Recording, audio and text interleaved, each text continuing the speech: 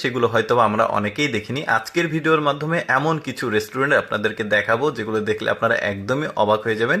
পুরোপুরি ভিডিওটা দেখতে থাকুন। শুরুতেই যে রেস্টুরেন্টটা দেখলেন, এটাতে খাবার পরিবেশনের যে সিস্টেম সেটা একদমই আলাদা। এরপরে যে রেস্টুরেন্টটাকে দেখছেন, এটা একটা বুফে রেস্টুরেন্ট, অর্থাৎ একটা নির্দিষ্ট ফি আপনি প্রদান করবেন, এর বিনিময়ে আপনারা আনলিমিটেড খাবার খেতে পারবেন। তবে একদমই প্রযুক্তি নির্ভর, মানে খাবারগুলো স্বয়ংক্রিয়ভাবে চলে যাচ্ছে, আপনার যেটা পছন্দ আপনি সেটা নিয়ে খেতে পারবেন। এরপরে যে রেস্টুরেন্টটাকে দেখাবো, এটাও স্বয়ংক্রিয়ভাবে যাচ্ছে, তবে এটা খাবার যাচ্ছে না, এগুলো উপকরণ রয়েছে খাবারের, আপনি সেখান থেকে নিবেন, আর এখানে চুলা আছে, আপনি রান্না করে আপনার ইচ্ছা মতো সেটা খাবেন।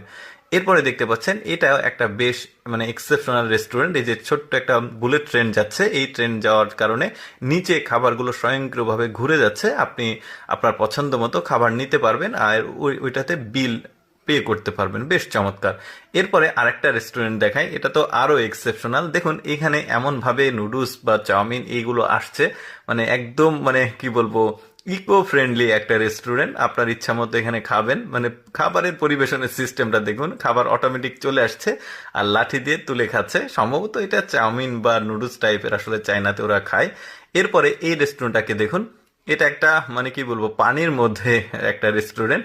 তো দেখতে পাচ্ছেন এই খাবার নিয়ে যাচ্ছে, আর জায়গাতে জায়গাতে কিন্তু ওই যে ছাতার মতো করা আছে, বসার জায়গা করা আছে, আর ওরা খাবার নিয়ে গিয়ে ওই পানির মধ্যেই ওই রেস্টুরেন্টে আসলে সার্ভ করছে। এটা আমার কাছে একটা এক্সেপশনাল মনে হয়েছে, যে কারণে আমি এই লিস্টে রেখেছি। মানে হ্যাঁ, পানির ভেতরে রেস্টুরেন্ট, চিন্তা করে দেখুন ব্যাপারটা একটু অন্যরকম। এরপরে যে রেস্টুরেন্টটাকে দেখাবো, এদের যে শেফ গুলো রয়েছে, যে যারা আসলে খাবার পরিবেশন করে ওয়েটার গুলো, এরা ওই যে ঠিক এইভাবে আসলে খুব দ্রুত আসলে যায়।